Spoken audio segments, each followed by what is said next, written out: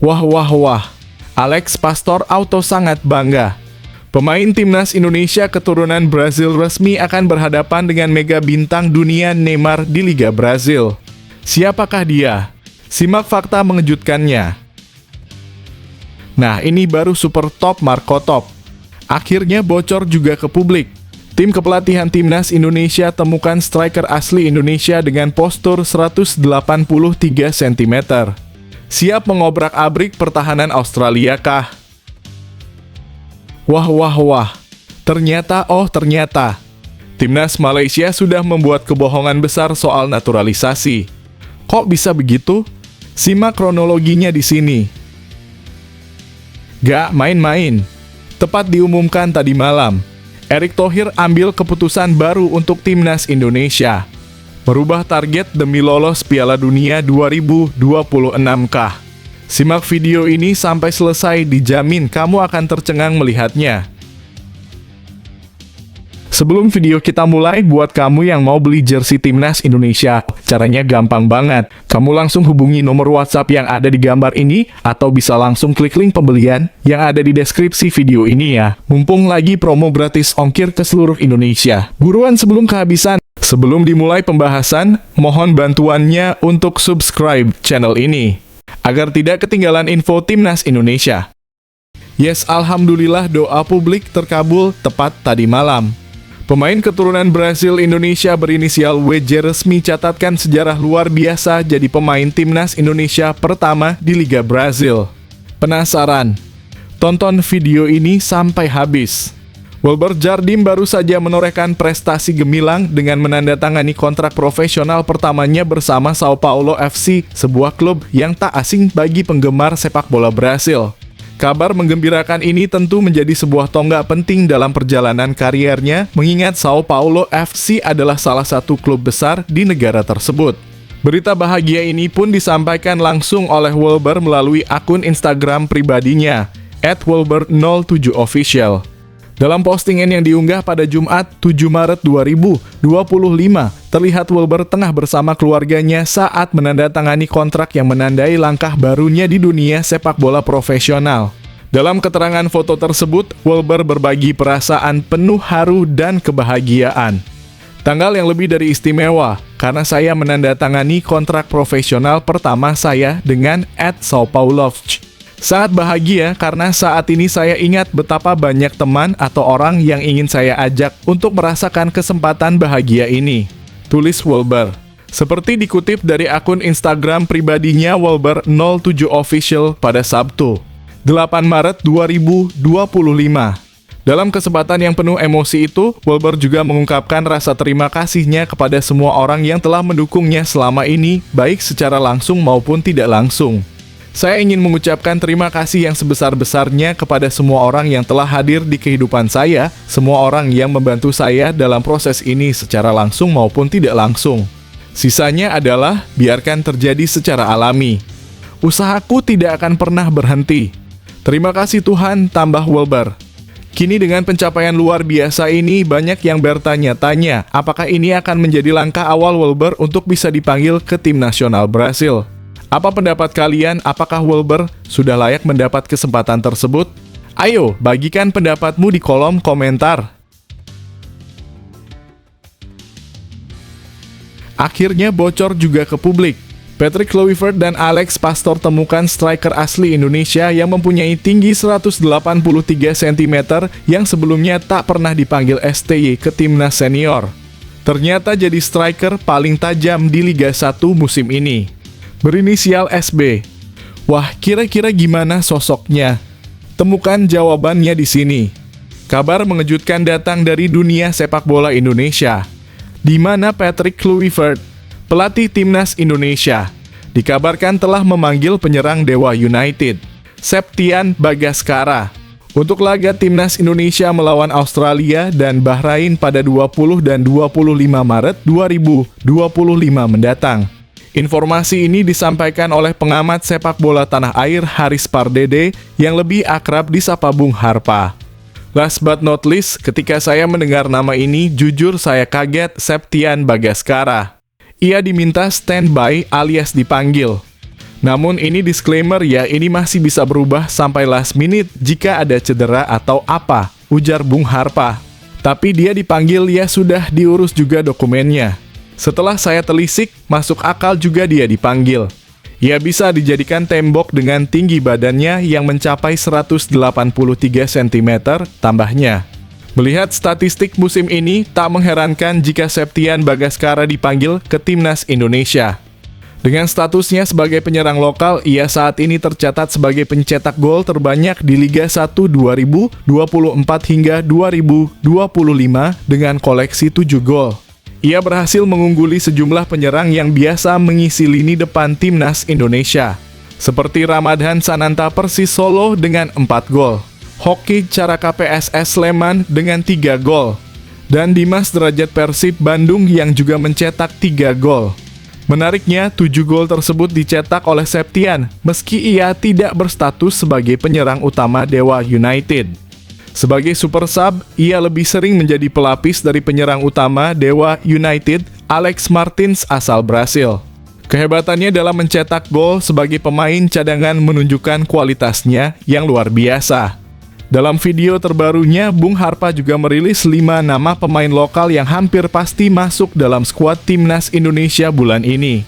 Mereka adalah Marcelino Ferdinand, Pratama Arhan, Septian Bagaskara, Rizky Ridho, dan Nadeo Argawinata.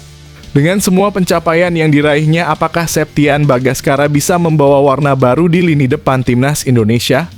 Bagaimana pendapat kalian? Apakah dia pantas mendapat kesempatan untuk tampil di pertandingan internasional ini?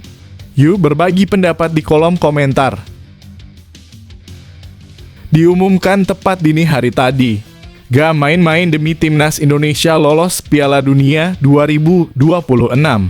Denny Lanza terpergok pantau sosok hebat ini di salah satu stadion di Belanda. Apakah pemain ini bisa menggobrak-abrik pertahanan Australia? Simak detail lengkapnya di sini. Ivar Jenner, gelandang muda yang kini bermain untuk Jong FC Utrecht, sedang dalam pantauan asisten pelatih Timnas Indonesia, Denny Lanzaat.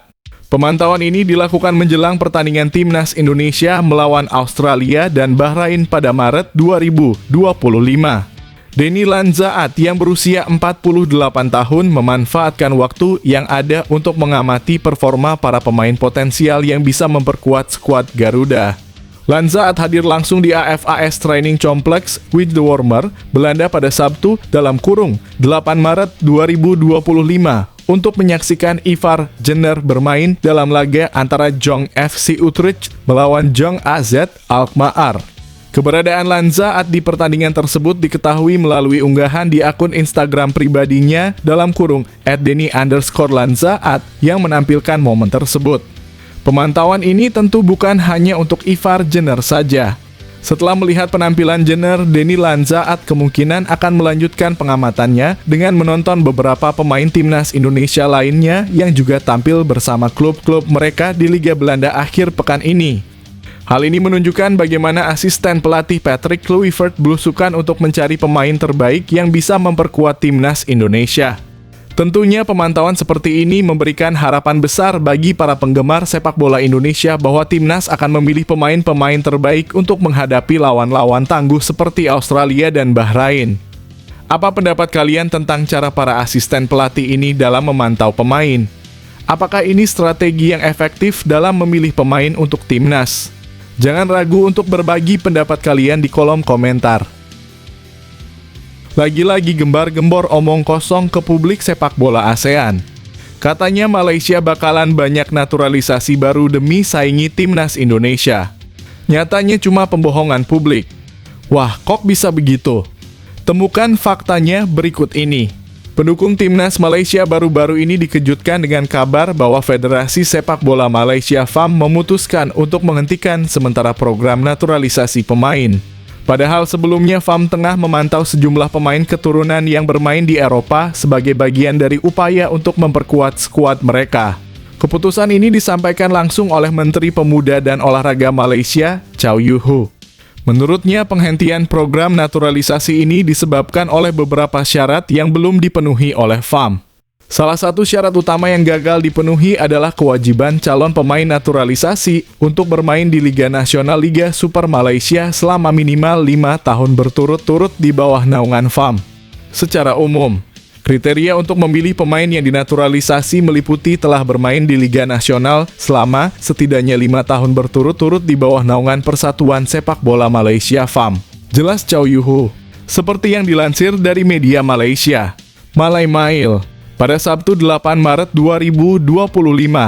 Pemain juga sudah usia 18 tahun dan tidak pernah mewakili negara lain di tingkat senior, tambahnya. Keputusan penghentian program ini tentu saja menjadi kabar buruk bagi timnas Malaysia, yang sebelumnya berharap bahwa program naturalisasi dapat meningkatkan kualitas sepak bola mereka, seperti yang telah dilakukan oleh timnas Indonesia. Program ini dinilai dapat membawa pemain berkualitas dan meningkatkan daya saing di level internasional. Namun, kini dengan penghentian sementara tersebut, bagaimana nasib timnas Malaysia ke depannya? Bagaimana menurut kalian, apakah penghentian program ini akan berdampak besar pada timnas Malaysia? Apakah FAM harus mencari solusi lain untuk memperkuat tim? Jangan lupa untuk berbagi pendapat kalian di kolom komentar. Ini baru kerja cepat dan cerdas. PSSI melalui Ketua BTN Pak Sumarji beberkan kabar terbaru soal cedera Kevin Dix yang tampaknya ringan dan tidak parah. Benarkah ia tetap dipastikan fit lawan Australia? Begini info selengkapnya. Ketua Badan Tim Nasional BTN Sumarji mengungkapkan bahwa hingga saat ini ia belum menerima laporan terbaru mengenai kondisi cedera Kevin Dix. Tentu saja, Sumarji berharap agar Kevin Dix bisa segera pulih dan siap bermain untuk timnas Indonesia. Saya masih terus memantau situasinya, ujar Sumarji. Pihak FC Copenhagen sendiri hingga kini belum memberikan informasi lebih lanjut mengenai perkembangan cedera Kevin Dix. Namun pemain tersebut sudah memberi kabar bahwa cederanya tidak terlalu parah. Meski begitu, Kevin Dix sendiri masih belum bisa memastikan apakah dirinya akan dapat membela timnas Indonesia pada laga melawan Australia dan Bahrain mendatang. Menurut Sumarji, Kevin Dix adalah pemain yang sangat penting untuk kedua laga tersebut. Saya hanya berharap jangan sampai cedera parah karena dia kami butuhkan melawan Australia dan Bahrain, jelas Sumarji. Kita tunggu saja, tambahnya. Menurut kabar terbaru, Kevin Dix akan menjalani pemindaian scan pada cedera yang ia alami dalam pertandingan kemarin melawan Chelsea. Semoga hasil scan menunjukkan kabar baik dan Dix bisa segera kembali memperkuat timnas Indonesia. Bagaimana menurut kalian, apakah Kevin Dix akan pulih tepat waktu untuk menghadapi pertandingan penting ini? Ayo, berbagi pendapat kalian di kolom komentar. Lagi-lagi klub Inggris bantu timnas Indonesia. Striker andalan Garuda oleh Romani kembali dipercaya jadi starter di Liga Inggris. Statistiknya cukup mentereng dan bikin fans timnas Indonesia yakin hancurkan Australia. Begini ulasannya. Pemain tim nasional Indonesia, Ole Romani, gagal membawa klubnya, Oxford United, meraih kemenangan saat bertandang ke markas Norwich City dalam laga pekan ke-36 Liga 2 Inggris 2024-2025 pada Sabtu 8/3/2025 dini hari waktu Indonesia Barat. Dalam pertandingan yang berlangsung di Carrow Road, markas Norwich, Oxford United hanya mampu bermain imbang 1-1. Hasil imbang ini memperpanjang tren buruk Oxford United yang sudah 8 laga berturut-turut tanpa kemenangan di Liga 2 Inggris. Kemenangan terakhir mereka tercatat pada 22 Januari 2025 ketika mereka berhasil mengalahkan Luton Town FC 32. Sejak saat itu, Oxford United menelan 4 kekalahan dan 4 hasil imbang, yang membuat posisi mereka semakin terpuruk di peringkat 18 klasemen sementara dengan raihan 39 poin. Dalam pertandingan melawan Norwich, Oxford United mempercayakan lini depan pada striker timnas Indonesia, Ole Romani, yang ditemani Mark Harris. Laga dimulai dengan kejutan saat Norwich City mencetak gol cepat hanya 5 menit setelah kick-off melalui Josh Sargent. Tertinggal 0-1, Oxford United terus berusaha untuk mengejar ketertinggalan. Usaha mereka membuahkan hasil pada menit ke-18 saat Mark Harris mencetak gol penyama kedudukan. Babak pertama berakhir dengan skor imbang 1-1. Memasuki babak kedua, kedua tim saling berusaha mencetak gol, namun pertandingan berjalan dengan sangat ketat. Meski Ole Romagnoli berhasil menciptakan peluang bagus, ia terpaksa ditarik keluar pada menit ke-63 dan digantikan oleh Matt Phillips. Upaya Oxford United untuk merubah nasib dengan mengganti sejumlah pemain pun belum membuahkan hasil karena mereka tetap kesulitan untuk mencetak gol kemenangan. Dengan hasil imbang ini, Oxford United masih harus berjuang keras untuk keluar dari zona bawah klasemen. Bagaimana menurut kalian, apakah Oxford United bisa segera bangkit dan keluar dari tren buruk ini? Berikan pendapat kalian di kolom komentar. Tepat tadi malam diputuskan. Lewat sosial media Instagram resminya, Erick Thohir buat keputusan nekat dan berani demi timnas Indonesia lolos Piala Dunia 2026. Rubah target barukah? Simak penjelasannya di sini. Erick Thohir, Ketua Umum PSSI, menyampaikan bahwa 4 pertandingan yang akan datang akan sangat menentukan nasib timnas Indonesia. Ia berharap tim Garuda bisa meraih hasil maksimal dan lolos otomatis ke Piala Dunia 2026. Meskipun melawan tim kuat seperti Jepang, Samurai Biru, tentu akan menjadi tantangan besar. Erick percaya masih ada peluang. Kalau 4 sisa pertandingan, ini kita hasilnya maksimal, ranking 2 masih bisa memungkinkan, ujar Erick Thohir seperti dilansir bolasport.com dari akun Instagram pribadinya. Jika misi ini sulit tercapai, Indonesia masih memiliki jalan lain untuk lolos ke babak selanjutnya dengan berada di posisi ketiga atau keempat. Artinya, kalau kita ranking 3 atau 4, nanti ada playoff di bulan Oktober dan November lanjutnya. Namun, Erick menegaskan bahwa fokus utama mereka saat ini adalah meraih poin maksimal dari 4 pertandingan yang tersisa tahun ini. Erick menambahkan bahwa misi menuju Piala Dunia bukanlah sebuah mimpi belaka. PSSI akan berusaha semaksimal mungkin termasuk memperkuat timnas dengan pemain keturunan untuk memberikan lebih banyak opsi bagi pelatih Patrick dan memaksimalkan potensi para pemain. Jangan juga terjebak ini mimpi ke Piala Dunia, kemudian kita tidak melakukan apa-apa. Nanti kita menyesal. Masih ada playoff, tapi fokus utama kita adalah lolos langsung ke Piala Dunia, tutup Erick Thohir. Keberhasilan Indonesia untuk lolos ke Piala Dunia 2026 memang akan sangat bergantung pada hasil 4 pertandingan yang akan datang. Apa pendapat kalian? Apakah timnas Indonesia bisa meraih hasil maksimal dan lolos ke Piala Dunia secara otomatis? Ayo, berbagi pendapat kalian di kolom komentar. Shin Tae-yong pergi, tapi Cina tetap takut dengan timnas Indonesia. Kenapa? Kepergian pelatih Shin Tae-yong tidak membuat timnas Indonesia kehilangan taji. Sebaliknya, mereka tetap berhasil menakut-nakuti tim kuat seperti Cina. Apa yang membuat Cina khawatir? Ini ulasannya. Mengutip dari laporan media Korea Selatan yang bersumber dari media Cina, Zibo, timnas Indonesia kini mulai mendapat perhatian serius dari lawan-lawan mereka, terutama Cina, yang merasa was-was dengan kekuatan Indonesia yang semakin meningkat. Hal ini tak lepas dari kabar bahwa Indonesia akan merekrut 3 pemain naturalisasi baru yang kemungkinan akan dimasukkan dalam daftar pemain untuk matchday bulan ini.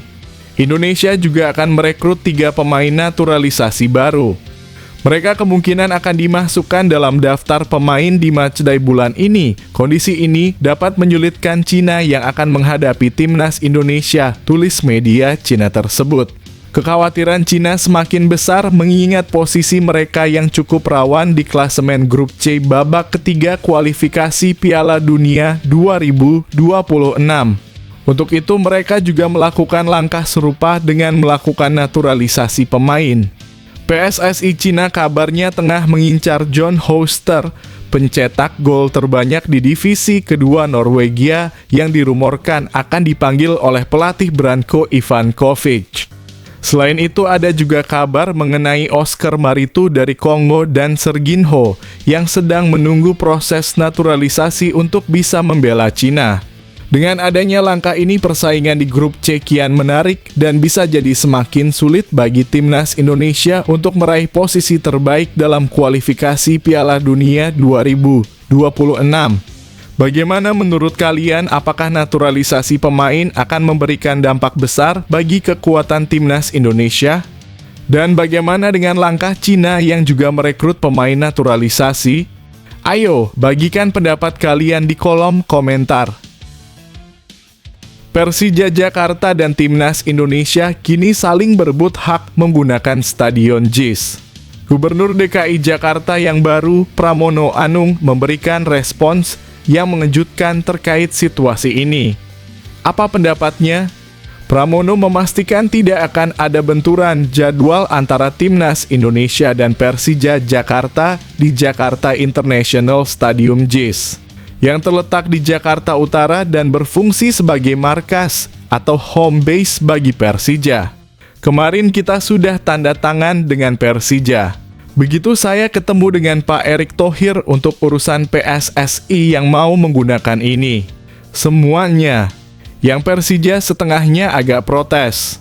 Ucap Pramono saat ditemui di kawasan JIS, Jakarta Utara. Pramono menegaskan bahwa Persija akan tetap menjadi prioritas utama. Persija yang utama pasti Persija yang utama, karena saya mengatakan tadi di awal saya ingin membuat Jakarta lebih Persija. Pasti Persija yang utama. Nggak mungkin baru kemudian kita memberikan kepada PSSI. Nggak mungkin pertandingan PSSI akan berbenturan dengan Persija. Sehingga aturannya dengan demikian kalender tahunannya akan kita buat lebih lengkap, tambahnya. Lebih lanjut, Pramono menjelaskan bahwa pertemuan tersebut juga membahas rencana PSSI untuk menggunakan JIS lebih rutin, terutama untuk agenda Timnas Indonesia dari segala kelompok umur. Ia juga menyoroti pentingnya pembenahan infrastruktur dan akses transportasi untuk mempermudah penonton menuju stadion. Hari ini saya menerima Pak Ketua Umum PSSI dan Sekjen Perbasi. Kami membahas secara khusus mengenai salah satu keinginan PSSI untuk menggunakan JIS lebih rutin. Untuk itu maka harus dilakukan pembenahan perbaikan infrastruktur transportasi agar lebih mudah sampai di JIS, ujar Pramono usai pertemuan tertutup. Dengan langkah ini diharapkan semua pihak, baik Persija maupun PSSI, dapat berkoordinasi dengan baik dan memastikan kenyamanan bagi para penonton serta kelancaran jadwal pertandingan. Bagaimana menurut kalian, apakah penggunaan JIS lebih rutin untuk timnas akan berdampak positif bagi perkembangan sepak bola Indonesia? Berikan pendapat kalian di kolom komentar. Australia krisis, media Vietnam sebut timnas Indonesia ada di jalur lolos ke Piala Dunia. Apakah ini realistis? Apa yang mereka lihat dalam tim Indonesia yang membuat mereka begitu yakin? Media Vietnam Soha mengungkapkan bahwa peluang Indonesia untuk lolos ke Piala Dunia 2026 semakin besar akibat krisis cedera yang melanda skuad Australia. Soha menilai situasi sulit yang dihadapi Australia. Dengan 11 pemain absen termasuk Matt Hawrian, Harry Soutar, dan Raylin Chre, memberikan kesempatan emas bagi Indonesia untuk meraih poin dalam laga kontra Australia. Lawan dalam situasi sulit, Indonesia punya peluang besar ke Piala Dunia 2026, tulis Soha. Krisis pemain Australia dianggap sebagai peluang bagi Indonesia yang kini lebih siap dengan tambahan 4 pemain naturalisasi oleh Romain Joy Pelupes, Dean James, dan Emil Audero. Soha menganggap bahwa kekuatan baru Indonesia ini bisa menjadi penentu dalam persaingan di kualifikasi Piala Dunia 2026. Selain itu, media Vietnam The Tao Van Hoa turut menyoroti peran besar Erick Thohir, Ketua Umum PSSI, dalam memperkuat timnas Indonesia. Media tersebut menyebutkan bahwa Erick Thohir memiliki potensi dan pengaruh besar dalam dunia sepak bola. Tak bisa dipungkiri, miliarder yang pernah memiliki Inter Milan itu punya pengaruh yang sangat besar, tulis The Tao Van Hoa. Untuk memperkuat timnas Indonesia, Erick menaturalisasi pemain seperti Emil Audero dan James Joy Pelupesi. Memang federasi sepak bola dari kawasan lain harus banyak belajar dari miliarder ini, tambahnya. Dengan adanya tambahan pemain naturalisasi dan krisis yang dihadapi Australia, Indonesia kini memiliki peluang yang lebih besar untuk mencapai Piala Dunia 2026. Apa pendapat kalian? Apakah timnas Indonesia bisa memanfaatkan kesempatan ini untuk meraih tiket ke Piala Dunia? Ayo, beri pendapat kalian di kolom komentar.